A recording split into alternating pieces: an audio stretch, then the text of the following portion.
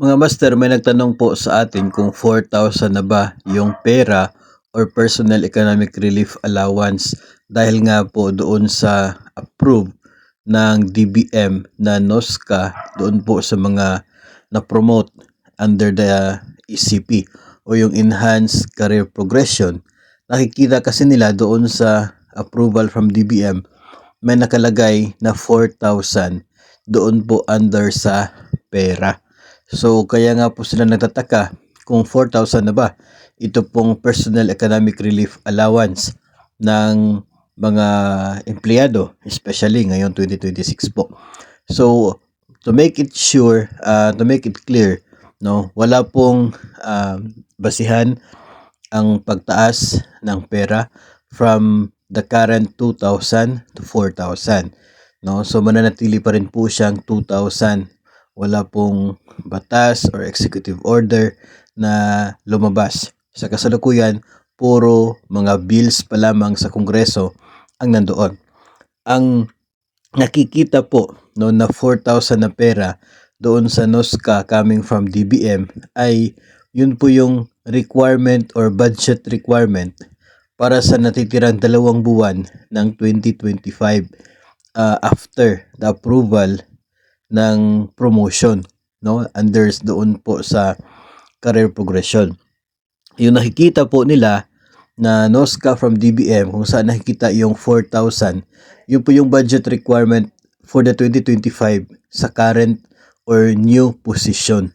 Kasi nga yung NOSCA na yun from DBM ay as of November 2025. So 4,000 dahil 2 buwan, November and December, na tig 2,000 bawat buwan. Kaya 4,000 in total yung nakikita po sa NOSCA.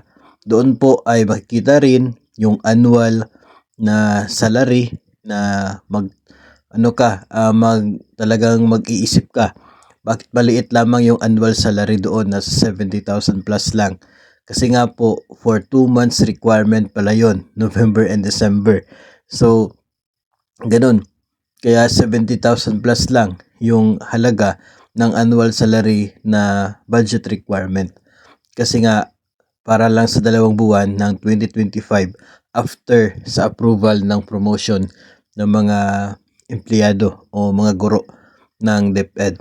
So, to make it clear, wala pong pagbabago sa pera, no? Baka may napansin kayo ganyan na sa NOSCA ninyo o sa mga kasamahan ninyo na naging 4,000. Yun po ay para sa 2 buwan ng 2025 after the approval ng kanila pong promotion. So ngayon, 2026 ay ganun pa rin.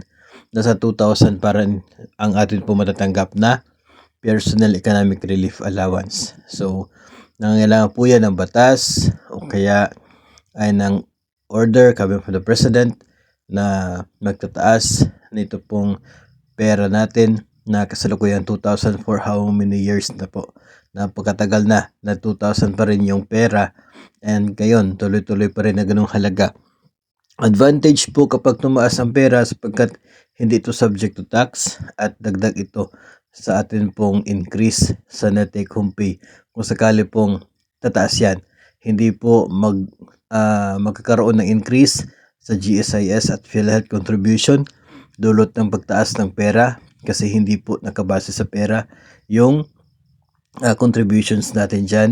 So buo po, no? Kung magkano po yung itataas ng pera, yun din po ang itataas sa atin pong net take home pay. So yun po yung advantage niya, kaya marami po ang gusto na yun po ang mayayari, no? Pero we will still look forward and pagka po one of these days in the coming months ay mapakinggan at mangyayari po. Pero so far sa ngayon ay tuloy pa rin yung 2,000 na personal economic relief allowance.